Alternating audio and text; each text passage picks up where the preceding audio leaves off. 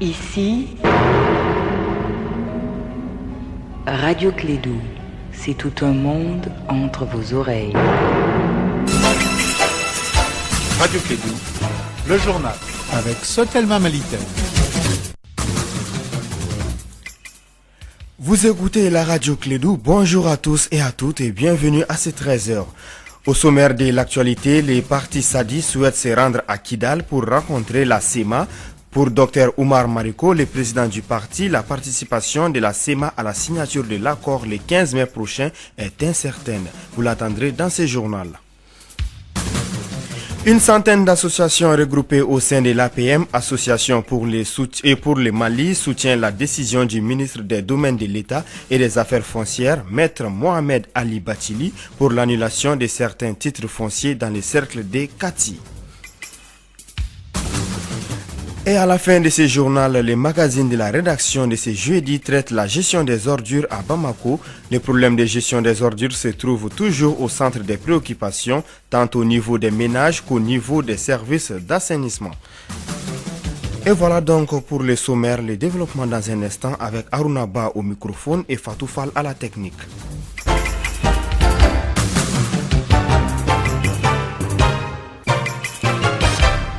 Une fois de plus, bonjour à tous et à toutes et bienvenue à cette édition. Je vous le disais tantôt, les partis sadis comptent aller à Kidal pour rencontrer la SEMA car elle ne veut pas signer l'accord le 15 mai prochain. L'information a été donnée par le président de cette formation politique et le parti sadi a déjà informé les autorités de sa démarche qui consiste à faire revenir la SEMA autour de la table des négociations et des concertations nationales.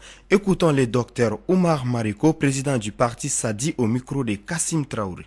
Nous ne pouvons pas apprécier ce qui s'est passé. Il y a une dynamique qui a été déclenchée pour la paix. Il faut que les gens évitent de prendre leur agenda personnel comme l'agenda de notre pays, de notre peuple. On ne peut pas aller dans cette dynamique. On a vu Tabankor, on a vu ce qui s'est passé à Gao, mais ce n'est pas possible. On est pour l'armée nationale, on n'est pas pour les milices.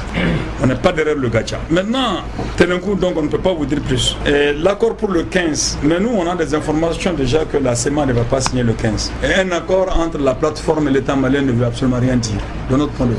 Je vais bien et je respecte ceux qui veulent cela pour dire que c'est le point de départ de la paix. Mais moi je me pose la question, est-ce que c'est le seul moyen pour nous à mettre un point de départ pour la paix? Nous pensons que notre lettre est suffisamment plus responsable par rapport à mettre en pratique plutôt, qui peut nous rapprocher beaucoup plus de la paix que d'aller signer des accords entre plateformes. La plateforme est constituée de qui et de qui? Gandako et Gandaizo, MAA et qui encore là? Gacha, les pro-Mali et le Mali. Mais c'est quoi un pro-Mali? Docteur Oumar Mariko, président du parti Sadi, il était au micro de Kassim Traoré. À présent, CRI 2002 a lancé les notes d'alerte Mali Nam où je t'écoute en langue bamanakan. C'était à la faveur d'une conférence de presse. Les thèmes retenus, honorer ses engagements, c'est respecter la paix et la démocratie par le travail constructif. Et c'est là pour confirmer l'option prise par l'association de faire le choix pour la paix en lieu et place de la guerre. Écoutons Dr Abdoulaye Sall, président du CRI 2002. Donc ces notes ont pour objet de pouvoir informer tous les citoyens sur en fait l'évolution du processus et de ces procédures. Ces notes d'alerte également se veulent, nous avons dit, non partisanes. Non partisanes pour la simple raison que nous sommes une institution de la société civile qui doit influer sur les politiques publiques sans prendre part. Donc il faut que ces notes également soient non partisanes. La partisanerie, on les laisse aux partis politiques. Ces notes également se veulent citoyennes. La citoyenneté, ça veut dire quoi? Ça veut dire que dans une société démocratique, la société démocratique elle-même marche sur deux pieds, la participation et la représentation. Nos représentants élus décident, donc ils ont décidé de parapher et de signer un accord. Nous participons, même si l'accord est imparfait, ce qui est normal dans une société démocratique, parce que les accords parfaits, on ne les retrouve que dans les États totalitaires ou dans les États de régime d'exception ou de parti unique. Donc même si cet accord est parfait, nous devons travailler pour pouvoir certainement au fur et à mesure que nous allons continuer à cheminer vers la paix, à amener les ajustements et les corrections qu'il faut pour qu'on puisse transformer cet accord qui, pour certains, semble être de poussière, en fer, en acier, en bronze, en argent, en or et pourquoi pas en diamant. Ça, c'est le rôle des citoyens et du peuple malien. Dr Abdoulaye Sall, président des CRI 2000D, des propos recueillis par Kassim Traoré. L'Association pour le Mali APM soutient l'annulation des titres fonciers dans les cercles des Kati. Les responsables de la dite association étaient les mardis devant la presse à son siège à Amdalaï ACI 2000.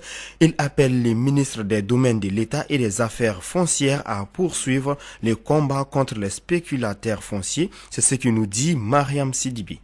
Cette conférence de presse était organisée par plus d'une centaine d'organisations regroupées au sein de l'APM. Il s'agissait pour les organisateurs de saluer et d'encourager le ministre des domaines de l'État et des affaires foncières, Mohamed Ali Bachili, dans sa lutte contre les spéculations foncières au Mali. Cheikh Nakone, gestionnaire de l'association pour le Mali. On a eu l'initiative d'organiser cette conférence pour informer l'opinion publique nationale et internationale que Mohamed Ali Bachili, ministre des domaines de l'État et des affaires foncières, a annulé à peu près 3445 parcelles de titres fonciers. Donc voilà vraiment l'objectif de cette conférence. Cette décision d'annulation des titres fonciers au bénéfice des paysans est salutaire pour la population et pour le développement du Mali, précise Cheikh Nakone. Je demande à toute la population malienne, il est temps que le changement est à notre portée. Chaque individu devrait jouer pleinement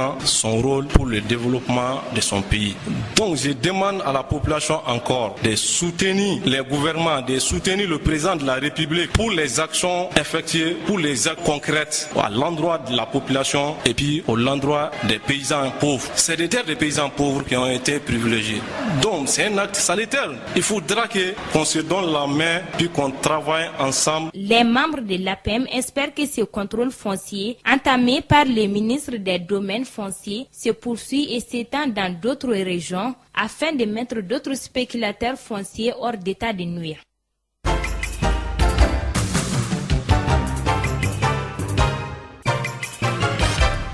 Actualité régionale, bientôt la pomme de terre ségovienne sur les marchés de la consommation. Le gouverneur de la région de Ségou, le président directeur général de l'Office du Niger et les promoteurs du centre agropastoral et industriel ont procédé hier à la cérémonie de lancement de la récolte des pommes de terre de Djado dans la zone de Ndebougou.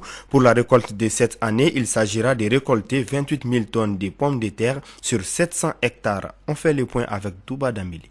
L'équipe conduite par le gouverneur de Ségou, Thierno Boubacar Sissé, était surtout venue constater les efforts du centre agropastoral et industriel dans la culture de l'oignon et de la pomme de terre. Le constat qui se dégage est qu'il y a eu beaucoup d'améliorations cette année. Modibo Keïta, promoteur du centre agropastoral et industriel de Sanamandougou.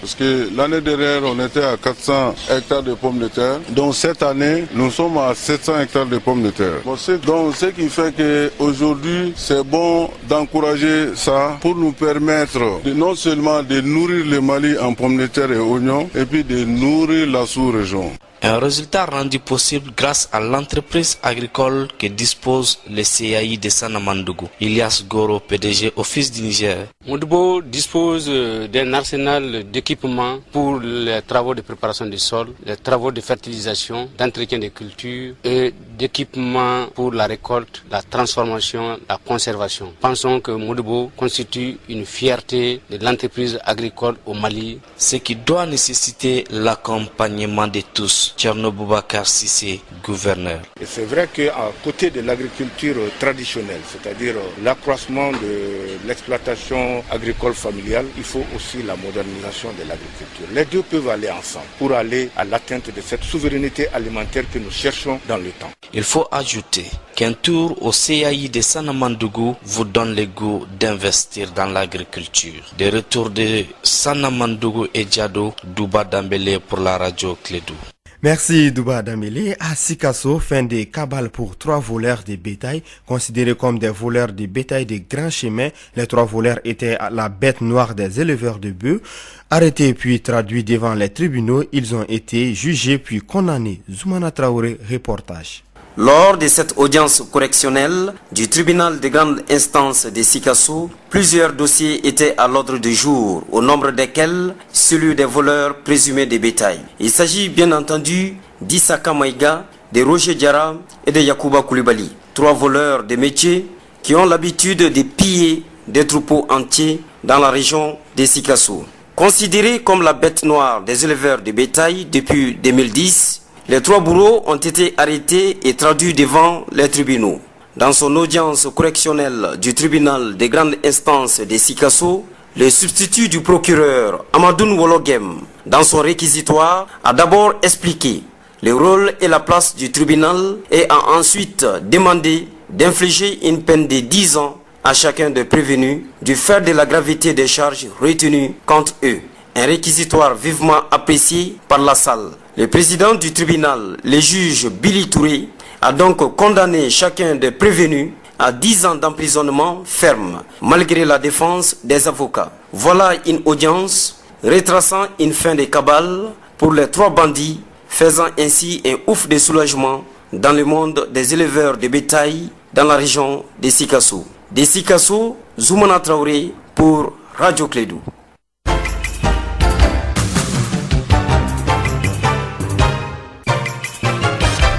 13h passées de 11 minutes et c'est ce qui nous conduit à notre magazine du jour. La ville des Trois-Caïmans change de visage avec l'arrivée de l'ozone au Mali.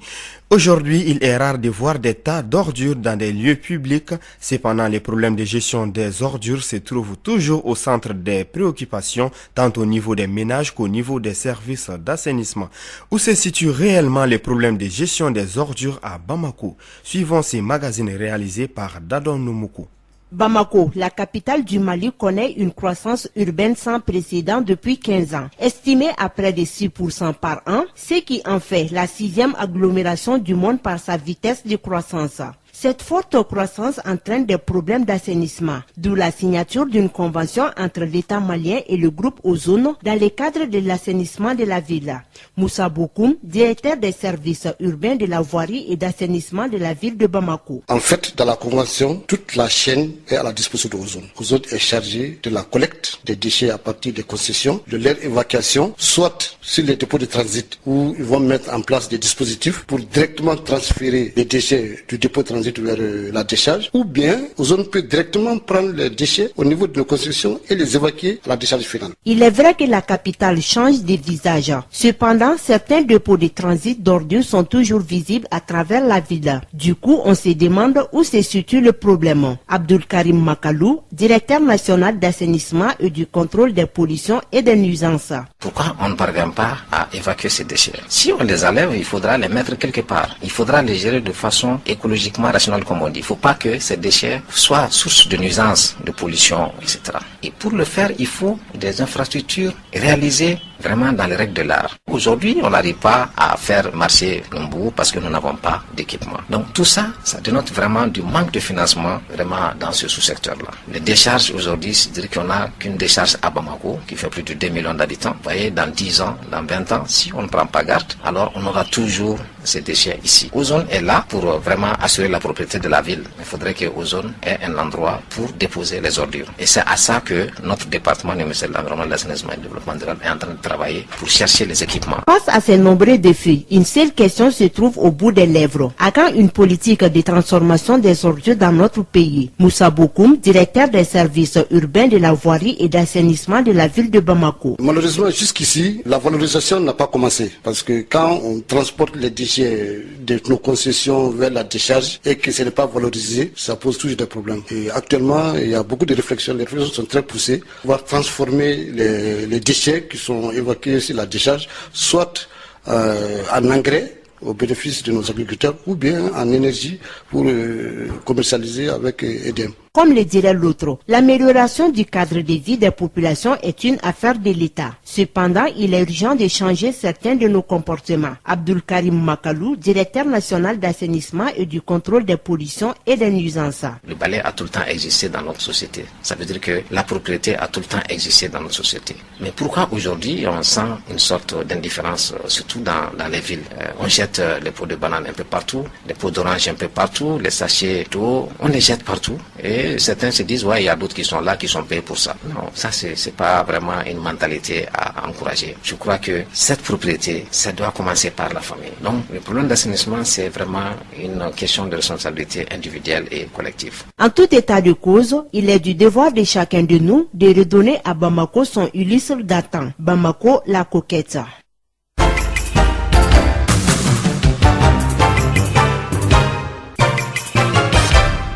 Sport à présent, en basketball, on reconnaît désormais les 3 pays conviés à l'Afro-Basket 2015 organisé par la Tunisie du 19 au 30 août. Fortement pressenti, le Sénégal, 8e finaliste du dernier mondial, participera à l'épreuve, tout comme l'Algérie et la République centrafricaine. Les Aigles du Mali, qui avaient gagné l'un des tickets de la zone 2, évolueront dans le groupe C en compagnie de l'Égypte, du Gabon et du Cameroun.